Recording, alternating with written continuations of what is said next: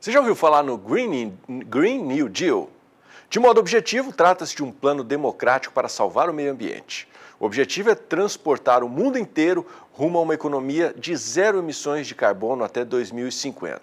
Não significa eliminá-los totalmente, mas compensar as novas emissões com sistemas que os absorvam. Por exemplo, os reflorestamentos. Nessa corrida para o modelo sustentável de produção e consumo, os Estados Unidos devem assumir um papel de liderança. O governo federal deve adotar medidas drásticas para reduzir a poluição em todos os setores industriais, nos transportes, na produção de eletricidade, nos sistemas de aquecimento. Mas o que isso realmente significa? E como funciona essa proposta aqui no Brasil? Isso é o que nós vamos saber agora no comentário de hoje do analista de agronegócio, João Pedro Cuti Dias. Bom dia, João. Bom dia. O mundo vai entrar num novo modelo de produção agropecuária. Um modelo que privilegia o solo. No solo, nós temos 3, 4 vezes mais carbono do que nós temos na atmosfera. Ou seja, se é uma das maneiras que você tem de diminuir a concentração de gases do efeito estufa na atmosfera, é você aumentar a vida no solo. Você tem trilhões de bactérias, fungos, actinomicetos, protozoários, etc., no solo.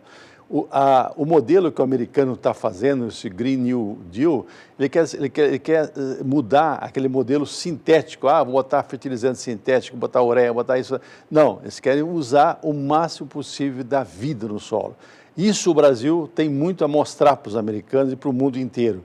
O Brasil está começando, já avançou bastante nessa área. Você tem polos de produção brasileira com agricultura sustentável. Aqui em Campo Grande, no mês que vem, em agosto, vai ter o 3º encontro da agricultura sustentável brasileiro. Ou seja, nós vamos trazer para cá as principais lideranças do setor para discutir o que está sendo feito. Então, hoje, nos Estados Unidos, há uma preocupação de fazer uma integração, sempre que possível, entre agricultura e pecuária. Por que a agricultura e pecuária são importantes, as duas trabalhando integradas? Porque na medida que você coloca o pasto, você coloca a raiz no solo, você aumenta as condições de carbono no solo. A hora que você coloca o gado pastando, a parte da raiz que está lá morre e a planta emite novas raízes, ou seja, é um processo extremamente positivo do ponto de vista de saúde do solo.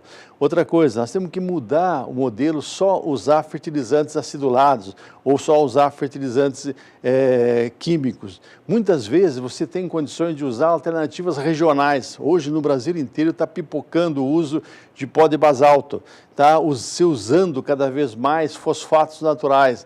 Se procura alternativas à base de potássio, que sejam feldspatos e outros produtos minerais que possam fornecer potássio para o solo.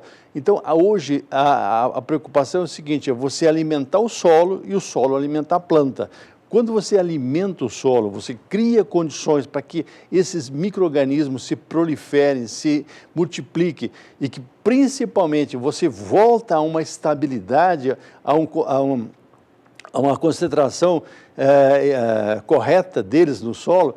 Por que hoje nematóide virou problema? Porque você acabou com alguns fungos que controlavam os nematóides. Eram fungos entomogênicos, ou seja, atuavam em cima dos nematóides. A hora que você começou a colocar fungicida nas lavouras, o que aconteceu? Isso vai para o solo, altera a distribuição de vida no solo, da microbiota do solo. Então, hoje, o mundo inteiro tem que se mudar os seus conceitos, privilegiar matéria orgânica no solo. Matéria orgânica no solo é vida, alimenta os micro-organismos. Esses, por sua vez, solubilizam minerais que, porventura, estejam no solo e que possam servir como nutrientes para a planta. Ou seja, você muda totalmente as condições que existem hoje. Outra coisa, tem que haver uma preocupação muito grande com a questão de cobertura do solo. Por que cobertura do solo? Porque se você olhar uma gota de chuva caindo em cima de um solo descoberto, é a mesma coisa que você vê aquelas bombas que caíram na Segunda Guerra Mundial, ou no Vietnã, onde seja qualquer guerra que os aviões largavam, ela estraçalha a estrutura do solo, ela pulveriza. Ou seja, quando você tem uma cobertura, você consegue fazer com que essa água, essa gota de chuva não provoque um fator erosivo. Quando é uma terra pelada, e principalmente as pastagens degradadas aqui no Brasil, quando começa a chover no centro-oeste, você vê os rios mudar de cor. Eles ficam cinzentos, vermelhos. Por quê? Porque o volume de sedimentos que sai das terras agrícolas ou das terras de pecuária, de pastagem degradada, eles vão para os córregos vão para os rios e dos rios chegam até os reservatórios das hidrelétricas. Ou seja, você desequilibra totalmente. O que a natureza demorou milhares de anos para formar, alguns centímetros de solo fértil, muitas vezes, numa chuva, vai embora tudo aquilo ali. Então, hoje, esse New Deal tem que ser, não é só dos Estados Unidos, é um nome muito bonito, Green New Deal, vermelho, novo acordo, vamos falar assim, verde, novo acordo. Então, temos que mudar, nós temos que pensar, olhar o solo como vida, não como suporte da planta, usar como elemento vital para que a nossa civilização se mantenha. Ou seja, vamos usar alternativas regionais, muitas vezes muito mais econômicas, muito mais eficientes, que vão gerar alimentos muito mais equilibrados, que vão dar condições de plantas muito mais resistentes ao ataque de insetos, ao ataque de fungos, etc. E ao invés de só olharmos do ponto de vista químico.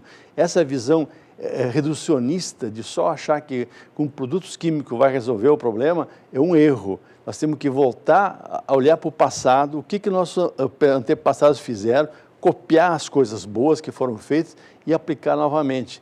A integração lavoura-pecuária, em alguns casos lavoura, pecuária e floresta, é o futuro. Ou seja, se você conseguir unir a criação de animais com a produção agrícola, você dá uma melhor sanidade no solo, uma melhor condição de estabilidade, maior condição de vida no solo e você vai fazer algo que hoje todo mundo está preocupado, é a redução do estoque de gases do efeito estufa na atmosfera.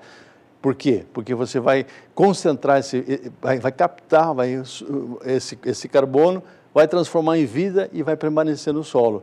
É um grande campo. Pensem bem nisso. E nós aqui no canal do Boi sempre estamos mostrando matérias a respeito dessas novas tecnologias, dessa nova onda na agricultura, em que o agricultor vai olhar a natureza como uma grande aliada dele.